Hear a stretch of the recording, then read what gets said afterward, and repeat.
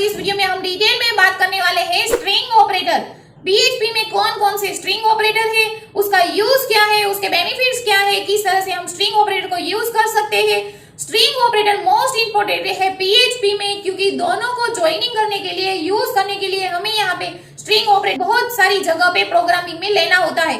तो किस तरह से उसको हम इंप्लीमेंट कर सकते हैं अपनी रेगुलर प्रोग्रामिंग में, किस तरह से उसको कॉल कर सकते हैं, वो सारी डिटेल्स आज इस वीडियो में हम स्टेप बाय स्टेप सीखने वाले हैं।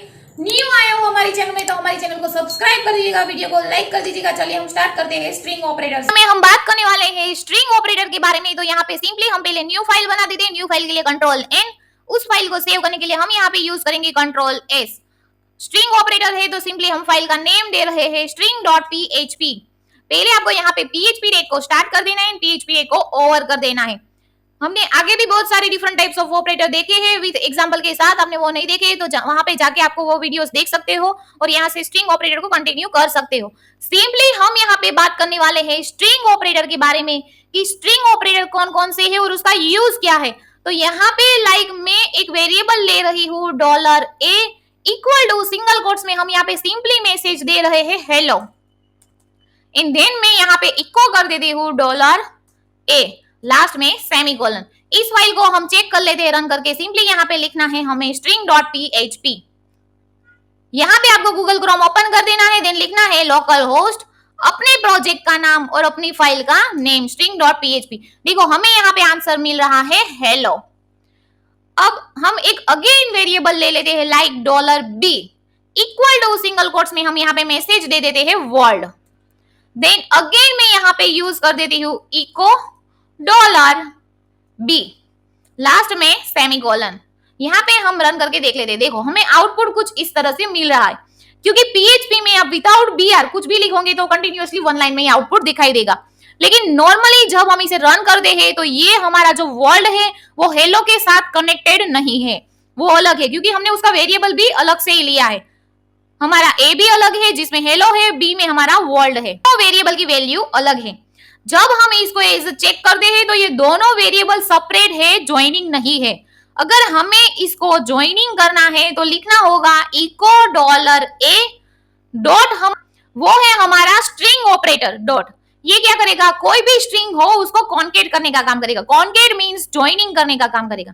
यहाँ पे हम लिख देते हैं b, लास्ट में सेमीकोलन। यहाँ पे हम मैसेज दे देते हैं ज्वाइनिंग द वेरिएबल कि a की वैल्यू b से अब यहाँ पे ज्वाइंट हो गई है। हम अगेन सेव करके चेक कर लेते। देखो यहाँ पे हमें मिल रहा है हेलो वर्ल्ड, वो भी कंटिन्यूअसली।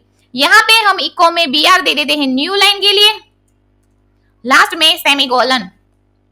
ये हमारा आउटपुट सेपरेट हो गया। ये क्यों ज्वाइनिंग आ रहा है, क्योंकि पीएचपी में इको जितनी बार हम लिखते हैं विदाउट br तो वो हमें कंटिन्यूअसली वन लाइन में दिखाई देता है, लेकिन लॉजिकली वो हमारा ज्वाइंट नहीं है। ज्वाइन के लिए हमने यहाँ पे यूज किया है $, डॉट साइन हमने यूज की है। डॉट का मीनिंग है a की वैल्यू को b के साथ ज्वाइनिंग करना। तो अब हमारा जो ये इको है वो क्या है, a के साथ b की वैल्यू यहाँ पे ज्वाइंट हो गई है। लाइक आप इसे नॉट ओनली आप स्ट्रिंग में आप नंबर वैल्यू लेते हो like c equal to 5, $d equal to 10। यहाँ पे दो वेरिएबल लिए है आपने, दोनों में नंबर वैल्यू है, आपको उसको भी ज्वाइनिंग करना है। तो यहाँ पे कुछ इस तरह से लग सकते हो $c डॉट $d, लास्ट में सेमीकोलन। जैसे ही फाइल को रन करते हो देखो यहाँ पे ये दोनों साथ में दिखाई देंगे। सिंपली हम br कर देते हैं न्यू लाइन के लिए ताकि हमें आउटपुट क्लियर दिखाई दे हमारा। ओके, अब हमें कुछ इस तरह से लिखना है कि लाइक दोनों के बीच में कोई एक स्पेशल कैरेक्टर आना चाहिए। तो सिंपली हम यहाँ पे अगेन यूज करेंगे डॉट, सिंगल कोट्स में लाइक कुछ इस तरह से हम सेट कर सकते हैं, या फिर कुछ इस तरह से भी हम दे सकते हैं, जो भी आपको लिखना हो यहाँ पे। तो ये डॉट क्या करेगा, ये c को इक्वल टू के साथ ज्वाइनिंग करेगा और ये डॉट वो इक्वल टू को हमारा जो आंसर है उसके साथ ज्वाइन करेगा। ज्वाइन मींस दोनों को साथ में लिखना। तो यहाँ पे हम कुछ डॉट यूज करके कुछ भी फॉर्मेटिंग सेट कर सकते हैं, किसी भी वेरिएबल को किसी भी वेरिएबल के साथ यहाँ पे ज्वाइनिंग भी करवा सकते हैं। लाइक हम कुछ इस तरह से भी लिख सकते हैं $c plus $d dot single quotes में equal to single quotes dot $c plus $d। यहाँ पे हमें कुछ इस तरह से, जैसे हम फाइल को सेव करके यहाँ पे रिफ्रेश करते देखो हमें यहाँ पे आंसर मिल रहा है 15। जैसे हम यहाँ पे इस फाइल को सेव करके रन करके चेक करते हैं तो देखो हमें यहाँ पे आंसर मिल गया, लेकिन कुछ इस तरह से मिल रहा है। मींस इस फाइल को हम सेव करके एक बार रन करके चेक कर लेते, देखो हमें यहाँ पे एक एरर मैसेज दिखा रहा है, non well formatted numeric value encounter. तो सिंपली हमें यहाँ पे क्या करना है, एक सम नाम का वेरिएबल ले लेते हैं, sum equal to $C plus $D, दोनों का एडिशन करना है, और एडिशन हमने किस में स्टोर किया, हमारे सम नाम के वेरिएबल में।